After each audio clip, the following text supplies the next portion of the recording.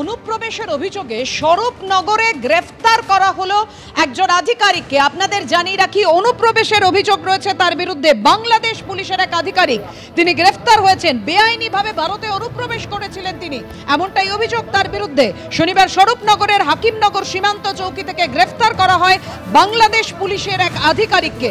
ধৃতের থেকে উদ্ধার হয়েছে একটি পরিচয়পত্র। কিন্তু কী উদ্দেশ্যে বাংলাদেশের পুলিশ আধিকারিক ভারতে ঢুকেছিলেন খতিয়ে দেখছে পুলিশ। ফের বাংলাদেশি নাগরিকের কাছে ভারতীয় আধার কার্ড, পানি ট্যাঙ্কিতে গ্রেপ্তার।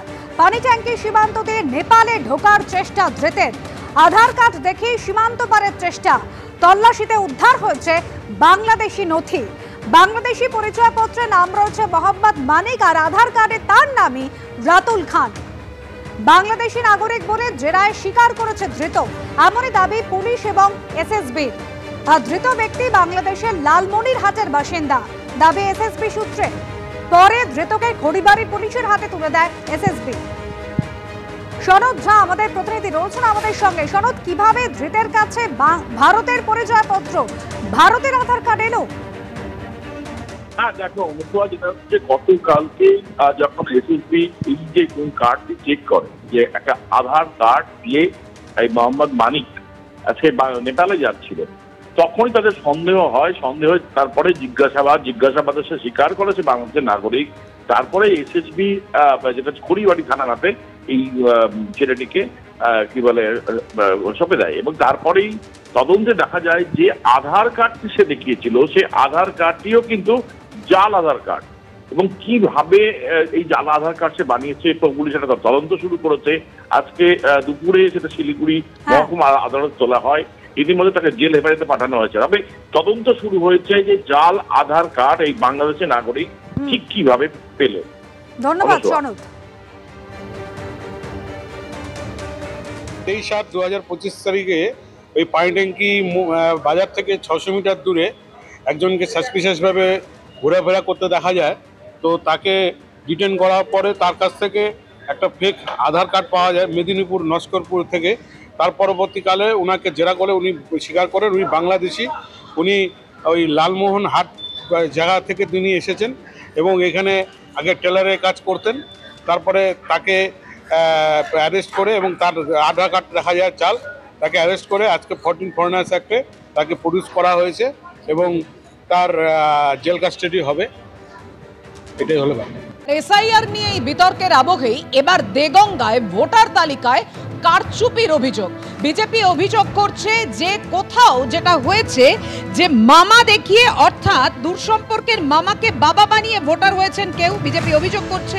আবার কোথাও শ্বশুরকে বাবা দেখানো হয়েছে ভোটার তালিকায় এবং সেভাবে নাম তোলা হয়েছে, এমনটাই অভিযোগ। শ্বশুরকে বাবা বানিয়ে ভোটার তালিকায় নাম তোলায় অভিযুক্ত 10 জন। দেগঙ্গার কলসুর পঞ্চায়েতের 253 নম্বর বুথে ভুরি ভুরি কারচুপির অভিযোগ সামনে এসেছে। শ্বশুরকে বাবা দেখিয়ে নাম তোলার অভিযোগ স্বীকার করে নিয়েছেন এক অভিযুক্ত।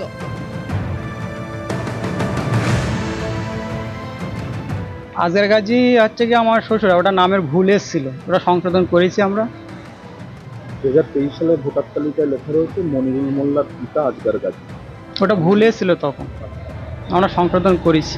প্রায় ভোট দিচ্ছি আমি প্রায় 4-5 বছর। ওরা কি বাংলাদেশ থেকে? না দাদা, বাংলাদেশ তা আসেনি দাদা, আমাদের বাড়ি ছিল সুন্দরবন। 253 নম্বর বুথ, যেটা শেখের মোড় বলে পরিচিত, সেখানে 3 জন ব্যক্তি এমন আছে যাদের ভোটার লিস্টে বাবার নামে পিতা হিসাবে যেখানে লেখা থাকে সেখানে পিতা নেই, অন্যান্য বলে লেখা আছে। এই ভোটার লিস্ট যারা করেছে ওখানকার বিএলও যিনি বিডিও দ্বারা নিযুক্ত ইনচার্জ, এবং স্বয়ং বিডিও যিনি ভোটার লিস্টের সম্পূর্ণ কাজের মাথা ব্লকের। কি করে এটা হলো? এলো তো সেই বুথেই বাড়ি, সে সম্পূর্ণ জানে। সে একেবারে আমরা দায়িত্ব নিয়ে বলতে পারি টাকার বিনিময়ে এবং তৃণমূল পার্টির নেতাদের চাপে এই কাণ্ডটা ঘটিয়েছে। তবে বিয়োজন আর সংশোধন আমরা যে কাজটাই ভাবি না কেন, বিশেষত ভোটারের কাজটা দায়িত্ব হচ্ছে নির্বাচন কমিশনের।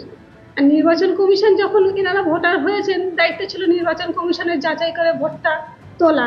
এখন এ বিষয়ে তো আমার কিছু বলার নেই, কারণ এই কাজটা সম্পূর্ণ নির্বাচন কমিশনের।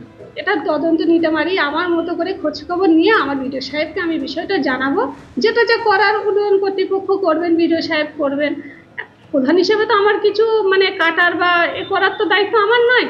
তা আমার যখন নলেজে এসছে বিষয়টা, আমি আমার খোঁজ নেব, খোঁজ নিয়ে আমি আমার বিডিও সাহেবকে বিষয়টা জানাবো। আমাদের যে নির্দেশটা ছিল, শুনুন, আমাদের যে নির্দেশটা ছিল সেই নির্দেশ অনুযায়ী আমি কাজ করেছি। আমাদের নির্দেশ ছিল যে এরা এখানে বাস করছে কিনা দীর্ঘদিন ধরে সেটা দেখার বিষয়, আর পেপারসগুলোর সাথে মিল আছে কিনা।